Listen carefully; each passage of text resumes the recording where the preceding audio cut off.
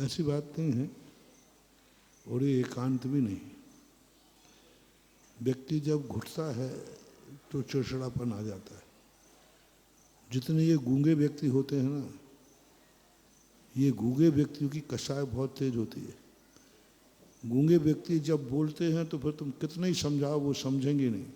वो तो एक बार बहुत दिन का रुका हुआ जो है ना आवाज़ निकलती है तो वो रुकते ही नहीं है। ये मत समझना कि कम बोलते हैं तो कम कसाई हैं। इनकी कसाय बोलने वाले से भी ज़्यादा होती है। अंदर ही अंदर सुलगती रहती है, अंदर ही अंदर किस्मसाते रहते हैं।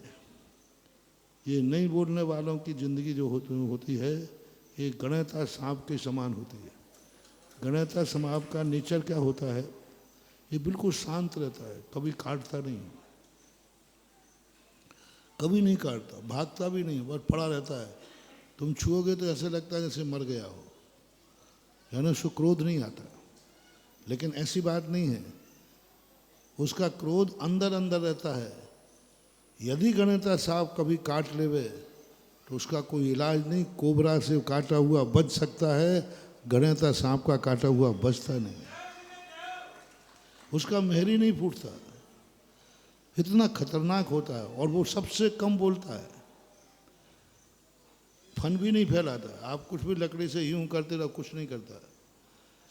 तो जो गूंगे लोग होते हैं ना, इनके पेट में दांत होते हैं। बुंदेलखंड में कहावत है कि गूंगे लोगों का क्या होता है, पेट में दांत होते हैं, ऊपर से नहीं। जैसे अजगर होता है, अजगर के मुंह में दांत नहीं होते, कहाँ होते हैं, पेट में। तो ये जितने गूंगे होते हैं, कम बोलते हैं, ये करते हैं, इनके पेट में दांत होते हैं, अंदर अंदर एक कसायों में घुटते रहते हैं और इनका उबाल बहुत तेज हो जाता है। इसलिए नीति यह है कि जैसे कोई व्यक्ति गम में हो तो डॉक्टर ये कहता है इसको रुला दो।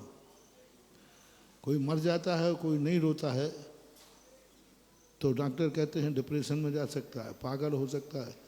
यहाँ तक कि गम में गया हुआ व्यक्ति यदि नहीं रोया तो ब्रेन हेमरेज भी हो सकता है।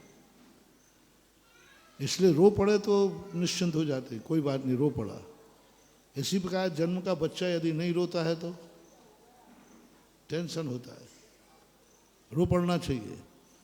और फूट फूट करके रो पड़ता है तो कोई बात नहीं, आंसू निकल गई। ऐसे जब ब्रेन हेमरेज होता है, ठोकर लग जाए, यदि खून निकल आता है नाक से मुंह से तो बताते खतरा कम है। और चोट लग जाए और खून नहीं निकले तो खतरा ज़्यादा है। ऐसा ही जो लोग कम बोलते हैं, कम बड़बड़ाते हैं, कम करते हैं, तो ये खतरा है, ब्रेन हेमरेज कर सकता है। इसलिए अच्छा है कि कोई नहीं मिले तो कमरे में बैठ के बड़बड़ा लिया करो। हाँ, तो ये बहुत खतरनाक है। अंदर जो है गूंगा आदमी बहुत खतरनाक होता है। लेकिन जब कोई व्यक्ति धर्म भाव से, समता भाव से गूंगा होता है, समता भाव से, उसके ऊपर कितना भी उपसर्ग हो, वो समता में रहता है तो पागल नहीं, उसको केवल ज्ञान भी हो जाता है। हाँ, उपसर्ग परिचय सहन करते, कुछ नहीं बोलते, ध्यान में बैठे। शत्रु और मित्र कोई भी हो, कैसा भी परिणाम हो, क्षमता भाव अलग है और गूंगा रहना अलग है। क्षमता भाव में वो गूंगा नहीं रह रहा है, वो समझ रहा है कि हमारा क्रोध करना हमारा स्वभाव नहीं है।